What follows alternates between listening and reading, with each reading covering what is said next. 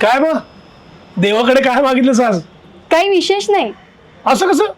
म्हणजे नोकरी, माझं लग्न लवकर होऊ देत, पैसे मिळू देत, असं काही मागितलं नाहीस? नाही नाही, अडचणी पेलण्याची ताकद मागितली. म्हणजे माझ्या सगळ्या अडचणी कमी व्हाव्यात, दूर व्हाव्यात, असं काही मागितलं नाहीस? अडचणी संपल्या की पुन्हा नव्या येतील. मग प्रत्येक वेळी त्या दूर करायला देवाला सांगण्यापेक्षा त्या पेलायला मला मजबूत कर असं म्हटलं. म्हणजे देवानं रस्ता सोपा करावा असं नाही? नाही, त्यानं माझी पावलं मजबूत करावीत एवढंच. आज तू देवाकडे कमी मागितलंस, खरंच खूप मागितलंस. संकट टाळणं आपल्या हातात नसतं, पण संकटात खंबीर राहणं मात्र शिकता येतं. मनातला विठ्ठल कदाचित संकट दूर करत नाही, पण त्याच्यातून चालण्याचं बळ देतो. रामकृष्ण हरी. रामकृष्ण हरी.